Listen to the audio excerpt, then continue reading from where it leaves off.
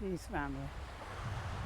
So, I wanted to address a question that I get quite a bit. I'll let you look at the ocean instead of looking at me. But a question that I get asked quite a bit is, why do I gain back all of my weight? Or why did I gain back all of my weight? And these are people that, and I mostly get this question from women. I know most of my audience is women. So typically, what happens, like when a person goes onto a water fast, or say they do any type of fast, either water, uh, fruits and veggies, vegan only, green smoothies, whatever type of fast they do, they will lose all of the weight, right? But they will not change their lifestyle, their diet, and their exercise regimen. You have to exercise, people. You have to move the body, right? It's a must that you move the body. So if you don't, if you don't change those things, so if you don't change your eating habits, and you don't change your exercise regimen, or you don't start to exercise, and you lose a whole heap of weight with a fast, and you keep your existing habits, you're going to bring back the weight, because you just have to use common sense, right? Common sense says the lifestyle that I had got me into this, so the lifestyle that I have will keep me in this. So I must change the lifestyle. You must change the lifestyle. If you're not ready to do that, what will happen is, again, you'll lose some quick weight, and you'll go back to your old ways, your old lifestyle, and you'll get all the way back. And that's what's called yo-yoing, right? That's what's called yo-yoing, and you yo-yo back and forth. And sometimes that can lead, people into depression, because they're yo-yoing back and forth.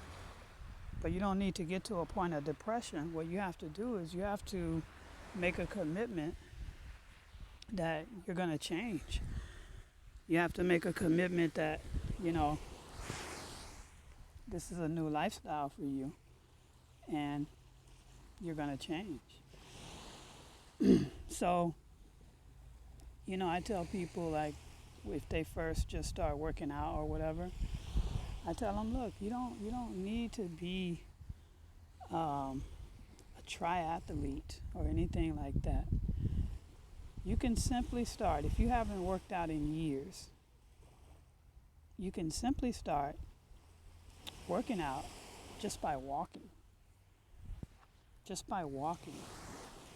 Get into your neighborhood, get into your scheme, and just walk. Just move the body, right? If you can't, say you can't get out, maybe you're in an area where it's really, really cold or something like that, and you can't get out and you can't walk. You can, if you have a treadmill at home, you can walk on a treadmill, obviously. You can jog in place for 20, 30 minutes. You can do anything. So I don't take excuses from people, because those are just, again, excuses. And it's just the fear of change that happens in the subconscious part of your brain. There is a program that's running, that is the program that has been running you for years. And anytime you get ready to change that program, fear will creep up, and your ego will tell you, no, don't do that, because of this, because of that, because of this, because of that. And all of that, because of this, because of that, are simply excuses, because the ego is wanting you to keep running the same program. All right? So all of this is mental. All of your health is mental. It's a mind, body, spirit slash soul journey. If you separate these things, you're going to yo-yo. You're going to, have issues, because if you're not into it mentally, then again, like the question comes up all the time, why do I gain all my weight back? Because you didn't train the mental. So you have to mentally train and you have to physically train. And you have to, my favorite word is commitment. You have to commit to a lifestyle change. If you're not ready to commit to a lifestyle change, then I just say, stop playing around with people. Stop wasting people's time. Stop asking questions. Stop doing all of this stuff. My thing is when I coach clients, my clients know when we work together, I have a success ratio that's very high, and that's because I screen people. I'm not the type of coach that is going to rah-rah you and try to motivate you and all of this kind of stuff. That's not my job. Your job is to motivate yourself.